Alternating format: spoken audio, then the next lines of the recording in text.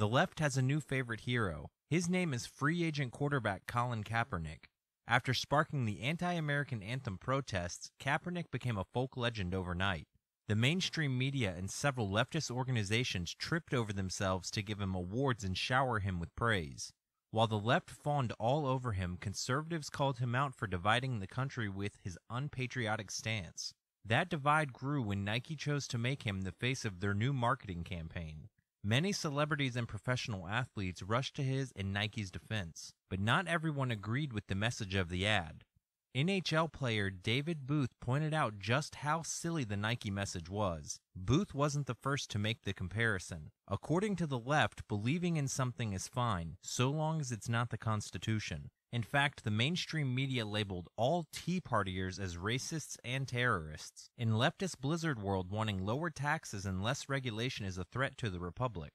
The absurdity of the Kaepernick ad didn't stop there. The idea that Kaepernick sacrificed anything is ridiculous. Kaepernick lost his starting job after 2 seasons of terrible play. The last season he played, his record was 1-10 as a starter. At best, Kaepernick would have been a backup. But his polarizing politics made him a terrible idea for a team looking for a second stringer to quietly back up the starter. This is Kaepernick's great sacrifice. Fox News' Sean Hannity immediately called out the silliness of this. Millions of men and women who have really sacrificed everything for strangers they didn't even know. So the world, this country, could be a better, safer, freer place. There are plenty of heroes in this country that Nike could feature. But Castro, loving, America, let's see, cop-hating, ex-3-year backup quarterback is not one of them.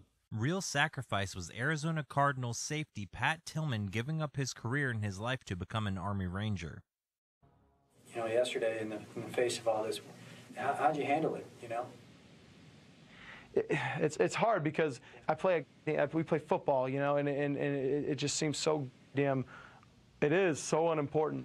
Times like this, you stop and think about just how, not only how good we have it, but what kind of a system we live under, what freedoms were allowed, and that wasn't built overnight.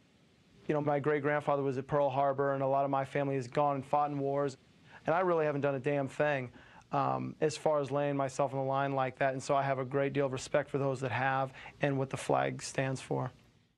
That's a far cry from Kaepernick, who grew up well off in an upper-middle-class adoptive family. Despite his privileged background, Kaepernick believes he's oppressed in America. Do you personally feel oppressed? Personally? There have been situations where I feel like I've been ill-treated, yes. Kaepernick's claims of systemic oppression and police brutality are not backed by data. FBI statistics and a study from a Harvard economics professor show that there is no racially motivated epidemic of black suspects getting killed by the police. He focused on more than 1,300 shootings, fatal and non-fatal, in 10 police departments in Texas, Florida, and California. The New York Times reports, quote, in shootings in these 10 cities involving officers were more likely to fire their weapons without having first been attacked when the suspects were white.